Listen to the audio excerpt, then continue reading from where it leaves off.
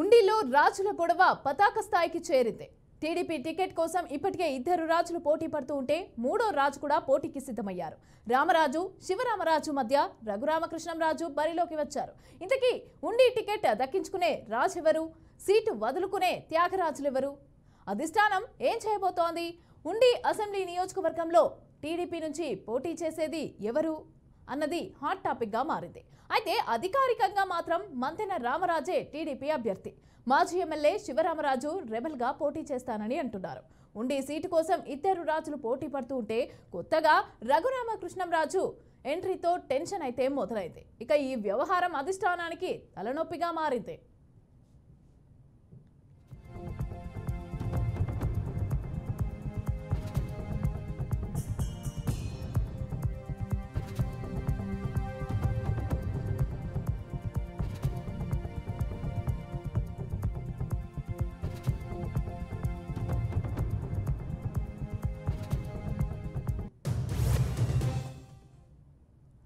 తాజాగా ఉండి పంచాయతీ భీమవరానికి చేరుకుంది.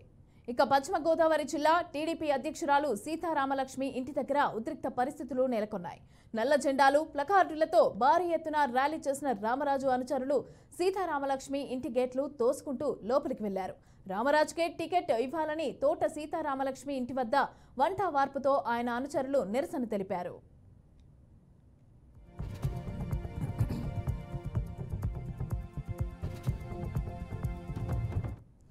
రెడ్డిగా ఈ అంశానికి సంబంధించి పూర్తి డీటెయిల్స్ మా ప్రతినిధి బ్రహ్మం అందిస్తారు.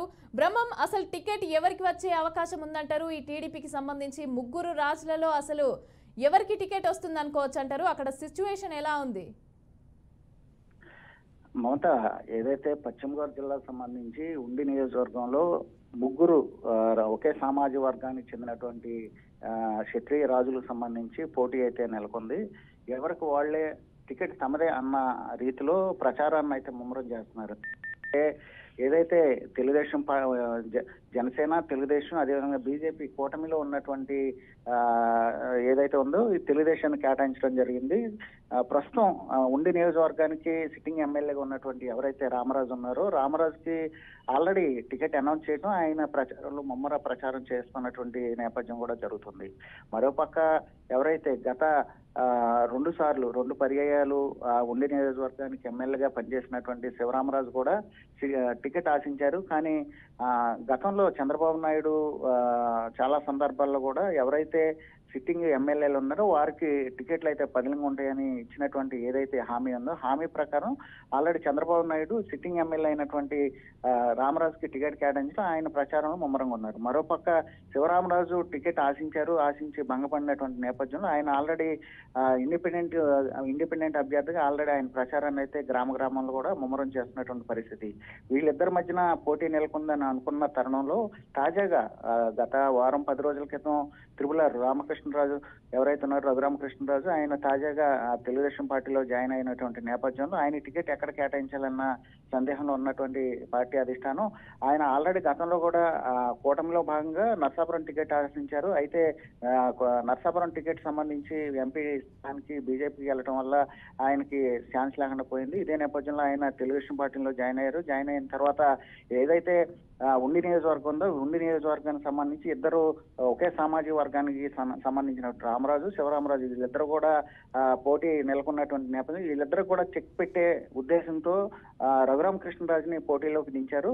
వాళ్ళిద్దరిని కూడా అధిష్టానం పిలిచి మాట్లాడి వాళ్ళిద్దరిని డ్రాప్ చేసి రఘురామకృష్ణరాజు కానీ టికెట్ ఇచ్చినట్లయితే గెలిస్తే అవకాశాలు ఉన్నాయి కాబట్టి ఆయన రంగంలో దింపారు. అయితే ఇదే నేపథ్యంలో ముగ్గురు కూడా టికెట్ తమదే అన్న నేపథ్యంలో అనుకున్నటువంటి తరుణంలో నిన్న తాజాగా జరిగినటువంటి ఏదైతే భీమవరంలో ఉన్నటువంటి పశ్చిమ గోదావరి జిల్లా టీడీపీ అధ్యక్షురాలు తోట సీతామహాలక్ష్మి ఇందిరా దగ్గరికి రామరాజు వర్గం అంతా కూడా పెద్ద ఎత్తున వచ్చి ప్లే కార్డులు పట్టుకొని నల్లజనాలను పట్టుకొని ఏదైతే చంద్రబాబు నాయుడు హామీ ఇచ్చారో ఆల్రెడీ టికెట్ ఇచ్చారు. టికెట్ ఆల్రెడీ సిట్టింగ్ ఎమ్మెల్యే ఉన్నటువంటి రామరాజుకే టికెట్ అది కొనసాగించాలి.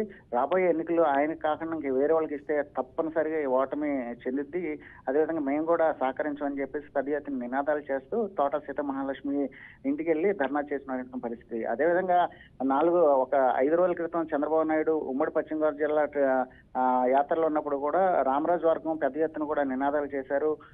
రామరాజుకే టికెట్ ఇవ్వాలని చెప్పేసి సాక్షాత్తు ఎవరైతే టీడీపీ అధ్యక్షుడు ఉన్నారు చంద్రబాబు నాయుడు ఉన్నాడో ఆయన ముందే నిరసన తెలియజేసిన పరిస్థితి అయితే ఉంది.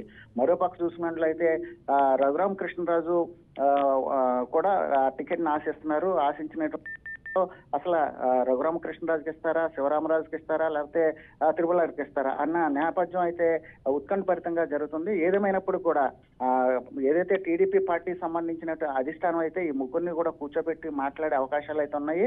ఏదేమైనప్పుడు గతంలో చూసుకుంటే ఏదైతే ఉండి నియోజకవర్గం ఉందో ఉండి నియోజకవర్గం టీడీపీకి కంచుకోట. గతంలో ఉండి నియోజకవర్గం ఏర్పడిన దగ్గర నుంచి కేవలం ఒక్కసారి మినహా అన్ని సార్లు కూడా టీడీపీ జెండా ఎగరేసిన పరిస్థితి. ఇక్కడ క్యాండిడేట్ ఎవరున్నప్పటికీ కూడా టీడీపీ మ్యాండేట్ తీసుకున్న అభ్యర్థే ఇక్కడ గెలిచే అవకాశాలు ఉంటాయి. కాబట్టి ఎవరికి వాళ్లే తమదే సీట్ అన్నట్టుగా తమే పోటీలో ఉన్నట్టుగా ప్రచారాలు అయితే ముమ్మరం చేస్తున్నాయి. ఏదేమైనప్పుడు కూడా మనం చూసుకుంటే ఇటు ఉమ్మడి పశ్చిమ గోదావరి జిల్లాలో ఉన్నటువంటి 15 నియోజకవర్గాలు కూడా ప్రశాంతంగా వెళ్తున్నప్పుడు కూడా కేవలం ఒక ఉండి నియోజకవర్గంలోనే త్రిముఖ పోటీ అయితే జరుగుతుంది. టికెట్ ఎవరిదన్నా సందేహాలు అయితే లాస్ట్ కి మరికొద్ది రోజుల్లో బీఫారం ఇచ్చేటువంటి నేపథ్యంలో నామినేషన్ ప్రక్రియ మొదలయ్యే సమయానికి వాళ్ళు టికెట్ ఎవరికి ఇస్తారనేది కూడా ఉత్కంఠభరితంగా నియోజకవర్గ ప్రజలు అయితే చూస్తున్నారు. Mamata. Right, thank you Brahmam, thanks for the details.